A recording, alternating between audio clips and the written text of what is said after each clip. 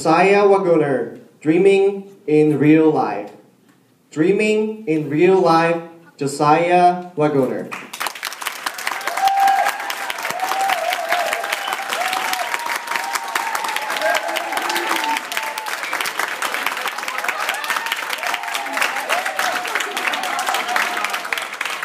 I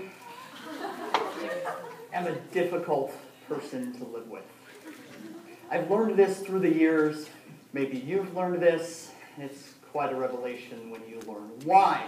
And for me, there are small reasons, like I pick my nose, or large reasons, like I don't sweep my apartment.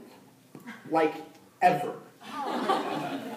But the main reason, fellow Toastmasters, welcome guests, Mr. Chair, I am not a good sleeper.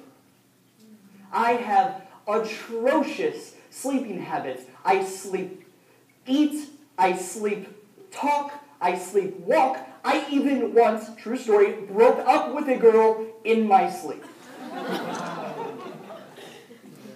Many people in my life have had to deal with this. First, being my mother. And my mother was kind of a light sleeper, and so she would often wake up to me standing at the foot of the bed, saying, "Mother! Mother!" I had a very deep voice when I was little. "Mother! There is snow in my bed." And she would look at me and say, "Calm down.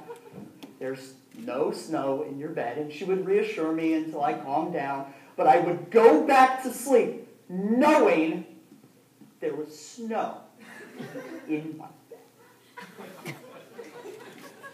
So I progressed through life until I got to university. And I had a roommate. His name was Dane, and he was from Texas. And no, not the nice Texas. And my bed went this way. His desk was at the end. So when I would sit up and say something stupid, he would be right there to see it, front row. And so one day I sat up and I showed him one finger, not this one and not this one. And I said, "Screw you, Grandma!" Or the other time when I bolted upright, reached over, turned the lights on, off, and said, "Whoa, put that down." And him, being a good friend, instead of calming me down like my mother, would escalate the situation. So he said, "It's not a bat, it's a shotgun." To which I replied, "Okay, well, put it back in the refrigerator when you're done." But by far, and more recently, it is my wife who has had to deal with my shenanigans. And there was this one time where she was really sick. Just a fever, and she felt hot, and she felt cold, and she just wanted someone to hold her, which is me. Yay! And so I held her, she curled up on me, and she went to sleep at 4 in the afternoon. On me. And normally it's great to have a beautiful woman lay on top of you. But in this instance, it's a little early in the day. And I eventually fell asleep. And when I go to sleep early, I dream. I really dream. Capital D. And this time, I dreamt about aliens. And those always go well. You know, the alien dreams are the best. And so I was dreaming about aliens, and they had come to Earth to take our technology, which is stupid, because if they got here, they're automatically smarter than we are. And so they were coming after me, and somehow I'm holding the technology in my hand, and there's snow on the ground, and they have shotguns, and I'm very confused, and they're right and hip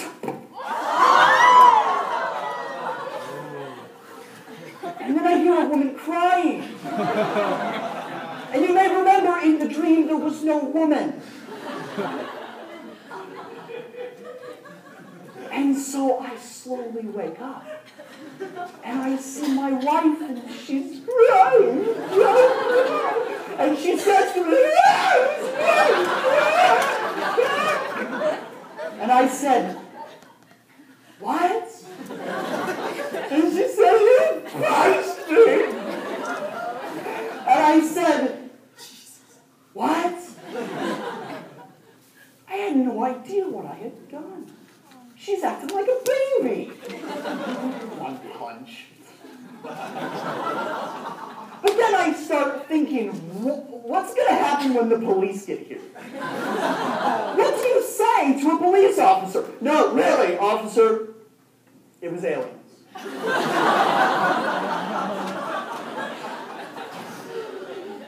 But that didn't happen. The police didn't really come. And there was no black eye, so she was none the worse for wear. And I got to learn 3 life lessons from this experience. 1, I'm really good at fighting aliens. 2, yes, I am a difficult person to live with.